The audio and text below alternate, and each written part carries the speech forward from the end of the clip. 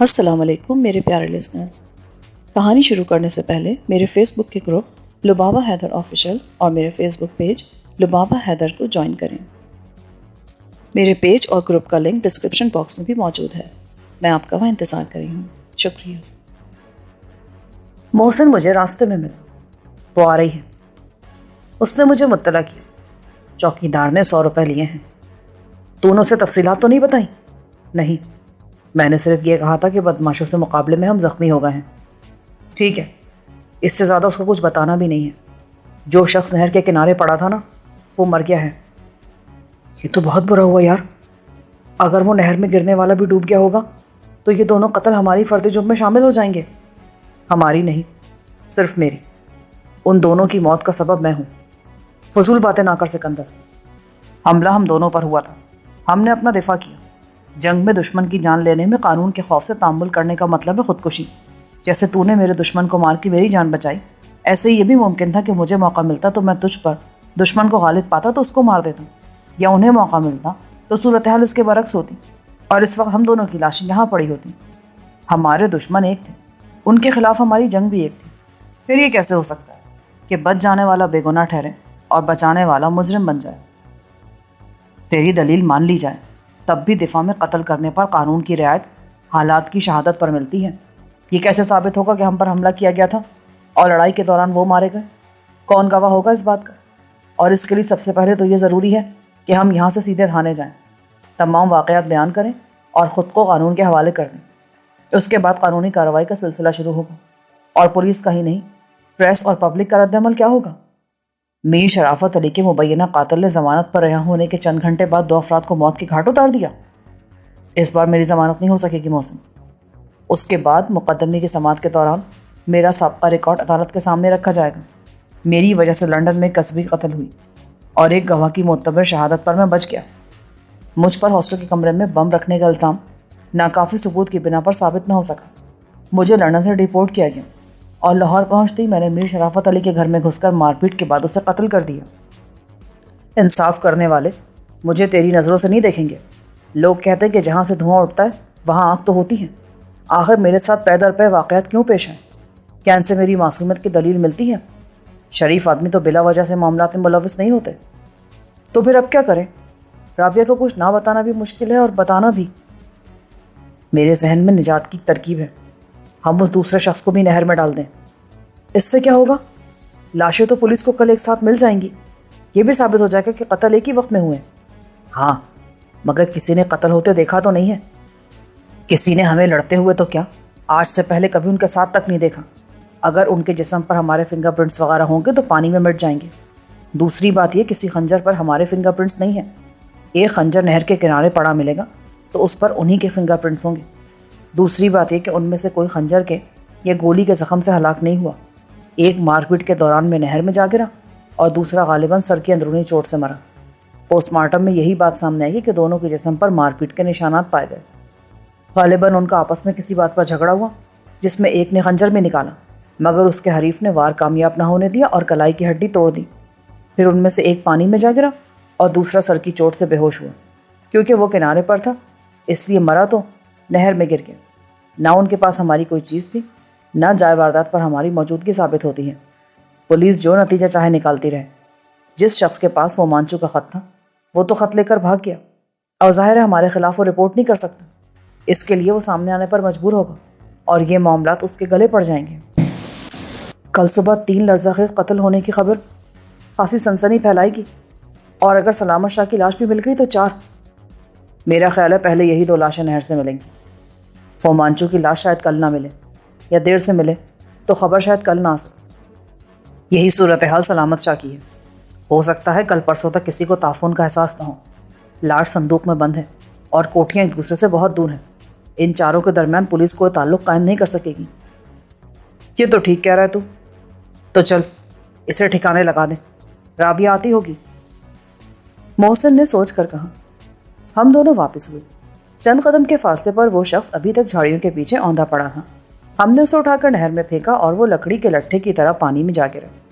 ہم نے اپنی پوری قوت صرف کر دی تھی، چنانچہ وہ کنارے سے کچھ دور ہو گیا تھا اور اب نہر کے خاموش بہتے پانی کے رحم و کرم پر تھا جو دوسری لاش کو بہا کے آگے لے جا چکا تھا۔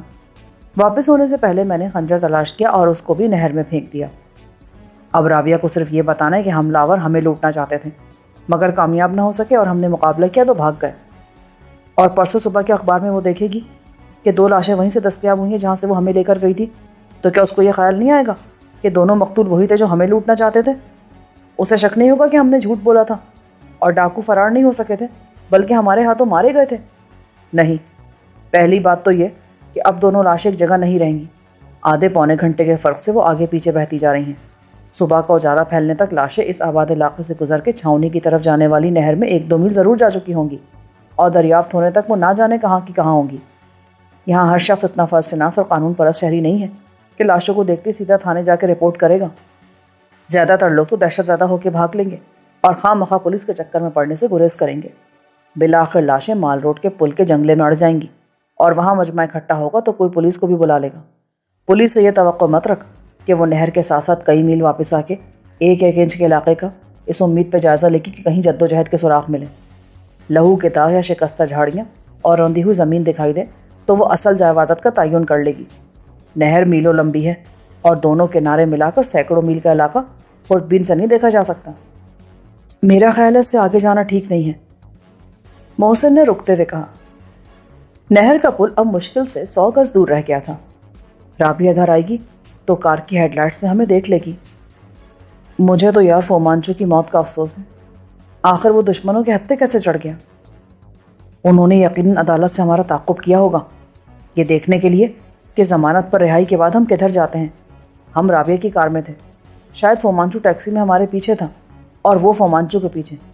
انہوں نے دیکھ لیا ہوگا کہ فومانچو نے ہمیں کو پیغام دیا ہے اور وہ اسے پکڑ کر لے گئے ہوں گے۔ اگر وہ کامیاب ہو جاتے تو ہماری لاشیں بھی وہیں پر پڑی ملتی۔ وہ دیا انہوں نے اسی لیے روشن کیا ہوگا کہ ہمیں اس ویرانے میں لے جا کر اذیت دیں، ہم سے پوچھیں کہ ہم کیا چاہتے ہیں اور پھر قتل کر کے چھوڑ جائیں۔ اس دیے کی روشنی باہر سڑک پر سے گزرنے والا کوئی شخص نہیں دیکھ سکتا تھا۔ ہماری فریاد بھلا کس کے کانوں تک پہنچتی؟ معلوم نہیں فومانچو مرحوم کس کا منشی تھا، محسن نے کہا۔ اگر یہ بات معلوم ہو جائے تو کچھ پیش رفت ہو سکتی ہے۔ اسی وقت کڑی شاہو کی طرف سے کار نمودار ہوئی جو اس سے پہلے نظر آنے والی اکا دکا کاروں کی طرح دھرمپورے کی طرف جانے کے بجائے نہر کا پل عبور کرتے ہی بائیں جانب مڑ گئی، اور میں نے پل پر لگی ہوئی اسٹریٹ لائٹ کے اجالے میں رابعہ کی سرخ فاکس ویگن کو پہچان لیا۔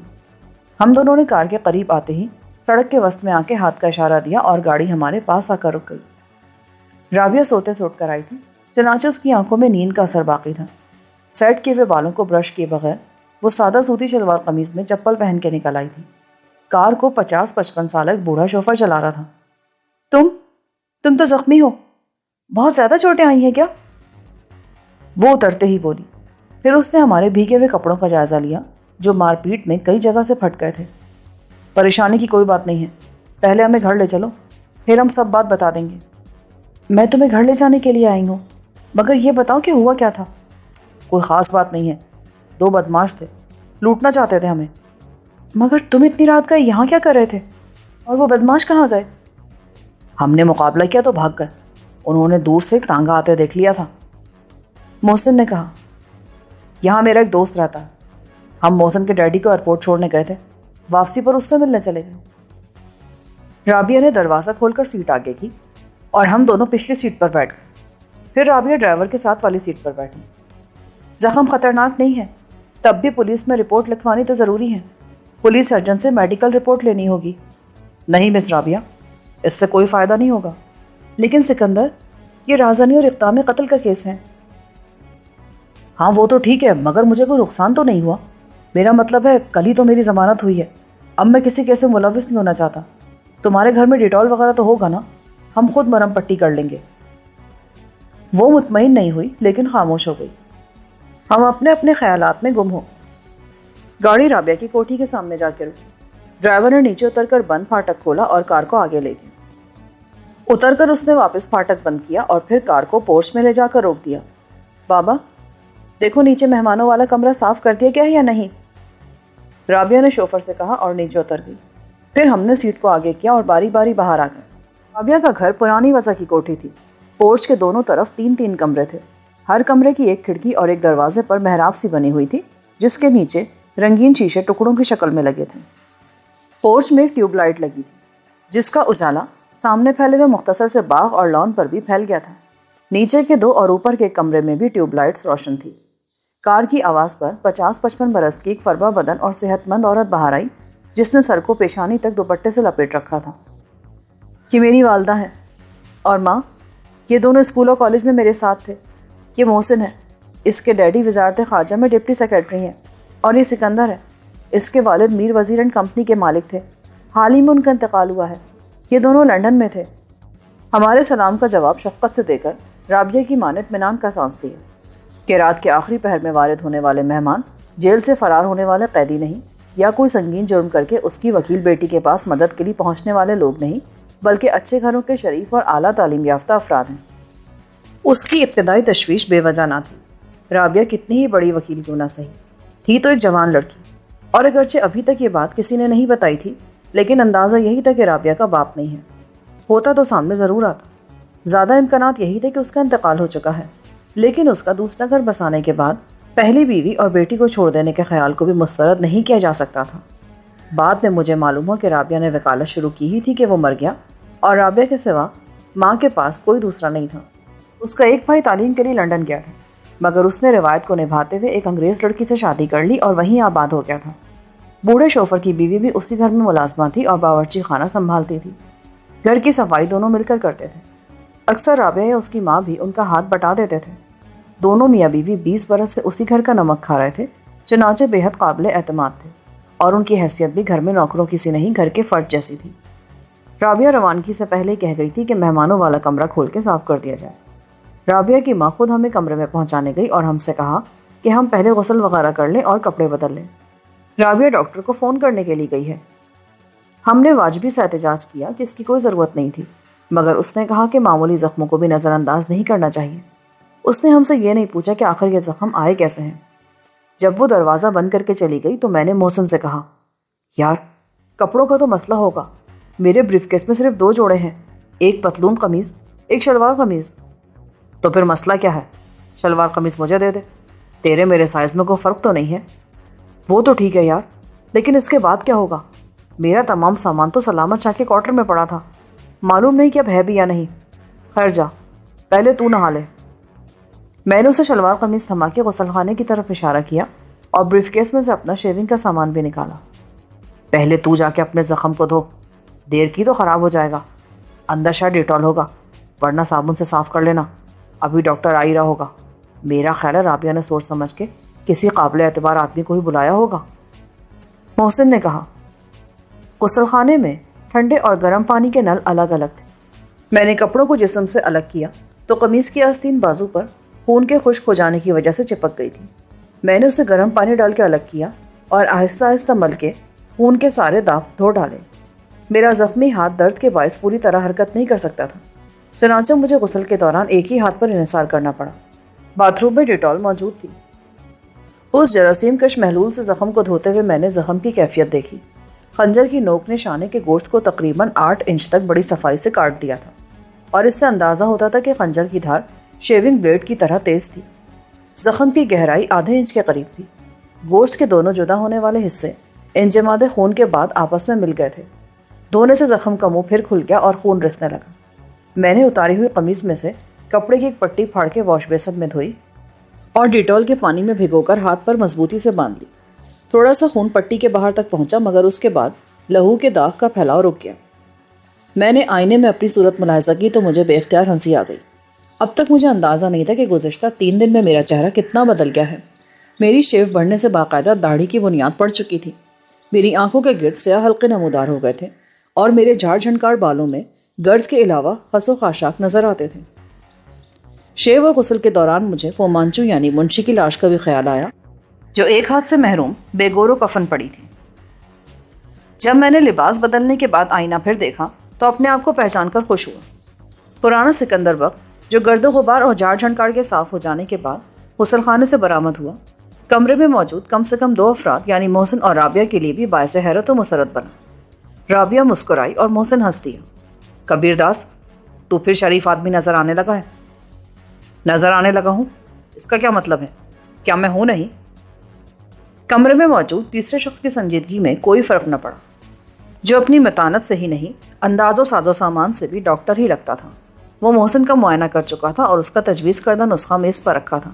اب اس نے مجھے لٹا کے زیادہ تفصیل سے دیکھا کیونکہ میں واقعی زخمی تھا۔ اس نے بازو پر لپٹے ہوئی پٹی کی فرسٹ ایڈ پر ناپسندیدگی کا اظہار کیا، پھر نئے سرے سے زخم کی صفائی کے بعد کوئی پاؤڈر غالباً نیومائسن چھڑک کے باضابطہ قسم کی صاف ستھری پٹی باندھی، ایک انجیکشن گھوپا اور اپنے بیگ میں سے ایک شیشی نکال کے نسخے پر رکھ دی۔ شیشی میں کیپسول تھے جو میرے اندازے کے مطابق اینٹی بائیوٹک تھے اور زخم کے زہریلے اثرات کو جسم میں پھیلنے سے روکنے کے لیے تھے۔ پھر اس نے چاندی کی طرح چمکتا ہوا ایک انگلی جتنا لمبا ایلومینیم فوائل اسٹرپ نکالا جس کے صاف شفاف پلاسٹک کور میں 10-12 گولیاں مقید تھیں۔ یہ محض سکون آور ڈائزرپام 5 ملی گرام کی گولیاں تھیں۔ میرا اور محسن کا نسخہ ایک ہی تھا۔ چلتے چلتے اس نے عادتاً کہا کہ تشویش کی کوئی بات نہیں اور چند دن کی باقاعدہ ڈریسنگ سے زخم ٹھیک ہو جائے گا، بشرطے کہ اس دوران میں نے قوت بازو کا غیر ضروری مظاہرہ نہ کیا۔ وہ انتہائی کم کو خلیق اور صورت سے قابل اعتماد نظر آنے والا بوڑھا آدمی تھا۔ رابعہ نے مجھے بعد میں بتایا کہ وہ ڈاکٹر اس کے والد کا دوست تھا جسے وہ بچپن سے ڈاکٹر انکل کہتی آئی تھی۔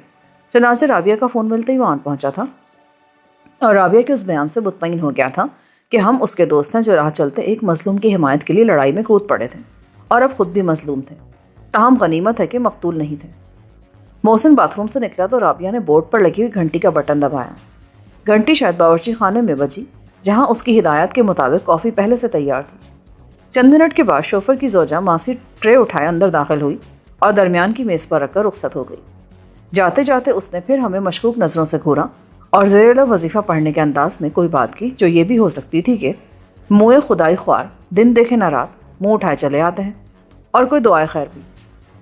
کافی وقت کی اہم ترین ضرورت تھی جسے میں نے اسپرے نگلنے کے لیے بھی استعمال کیا۔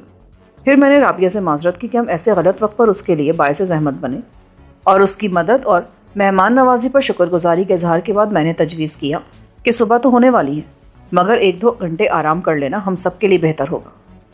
رابعہ نے اپنی اعصابی مریض ماں کو پہلے سے ہی سلا دیا تھا۔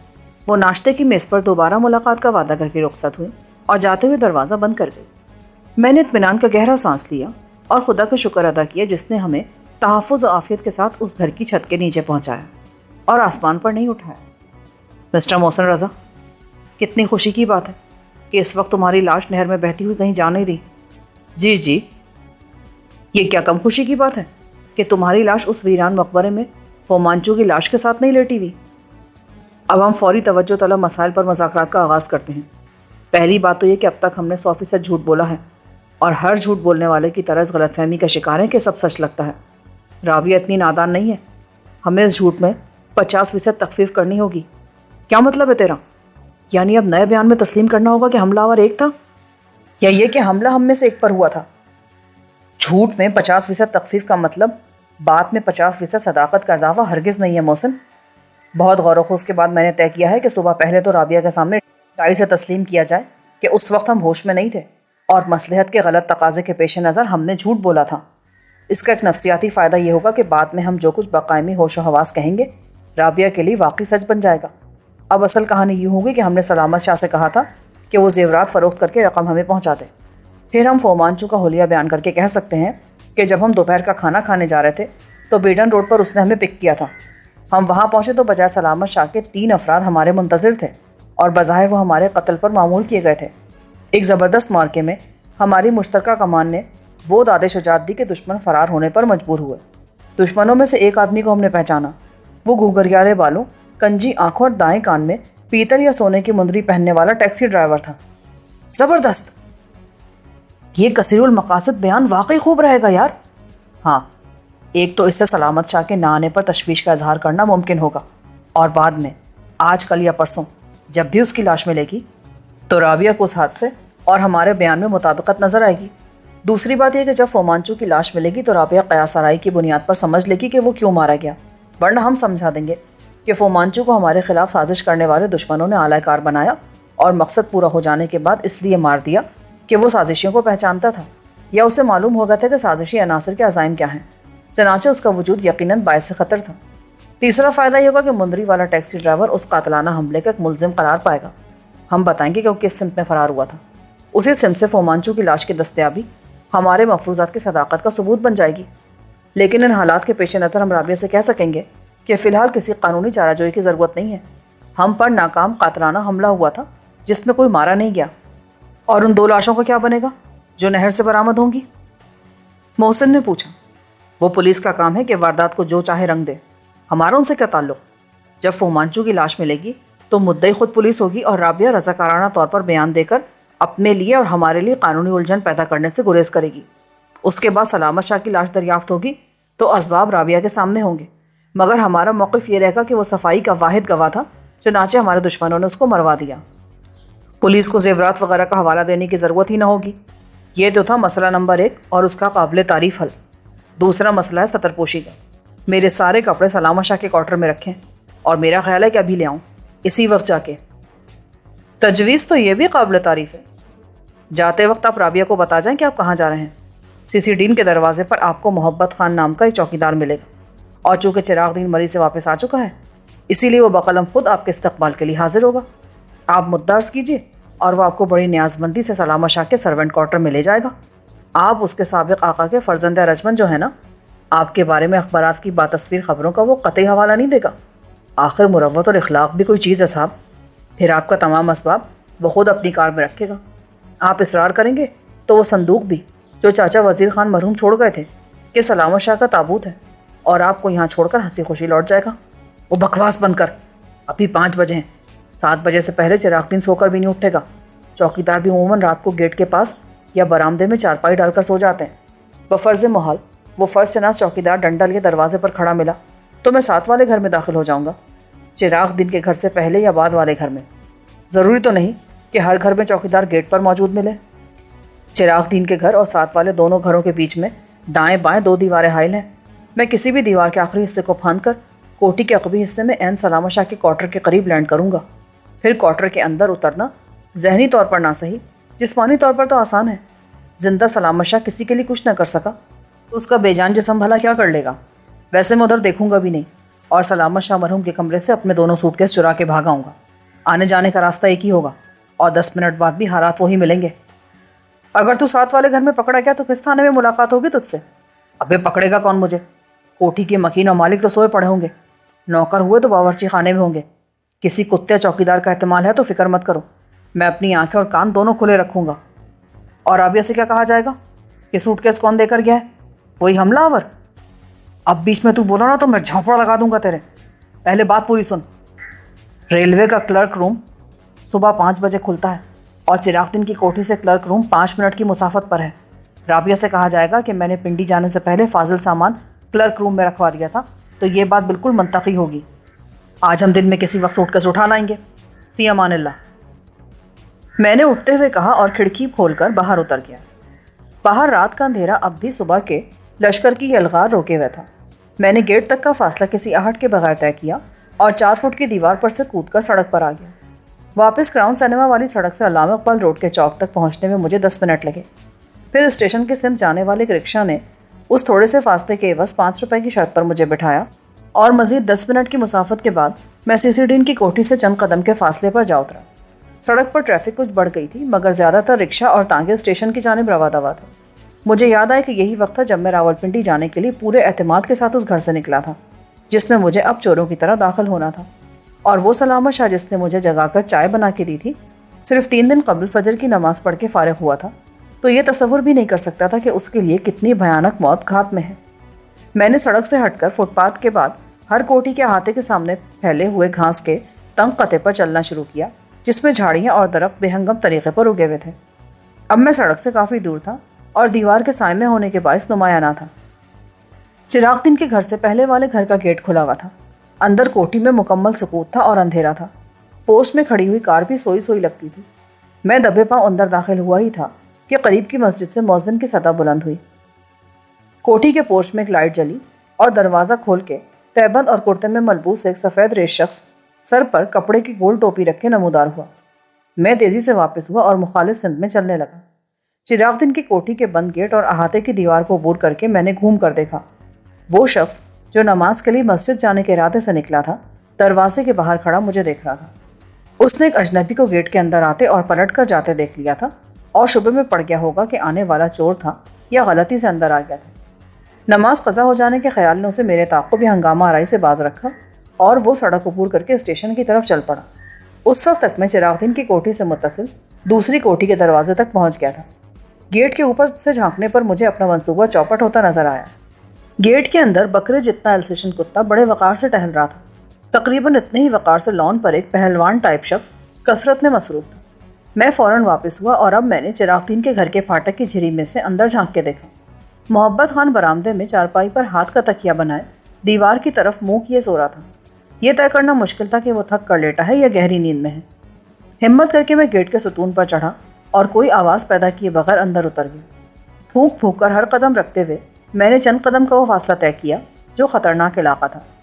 کوٹھی کے سائڈ میں پہنچ کے میں نے چوکیدار کی نظر کے ریڈار سے محفوظ ہو گیا اور کسی پریشانی کے بغیر سلامت شاہ کے سرونٹ کوارٹر تک جا پہنچا۔ صبح کاذب کا اجالا مٹنے لگا تھا اور چند منٹ میں اس رات کی سحر کا آغاز ہونے کو تھا۔ میں نے بلا تذبذب کوارٹر کی دیوار پھاندی اور چند سیکنڈ میں صحن میں کھڑا تھا۔ میرے سامنے دونوں کمروں کے دروازے کھلے پڑے تھے۔ ایک دروازے میں سے مجھے وہ صندوق بھی صاف نظر آ رہا تھا جس میں آباء و اجداد کی نشانیوں کی جگہ سلامت شاہ کے ٹکڑے بھرے ہوئے تھے۔ گھر میں گونجنے والا آصف میرے رگوں پہ میں کمزوری کی لہر بن کے پھیلنے لگا۔ میں آگے بڑھا۔ سلامت شاہ کے کمرے کی دیوار کے ساتھ میرے دونوں سوٹ کیس کھڑے تھے۔ میں نے ڈرتے ڈرتے ان دونوں کو اٹھایا۔ پھر میں سوٹ کیس لے کر کمرے سے باہر بھاگا اور یکے بعد دیگرے دونوں سوٹ کیس دیوار پہ رکھے۔ مجھے یوں لگا جیسے میرے عین پیچھے کوئی میرے تعاقب میں تھا اور میری گردن دبوچنے والا تھا۔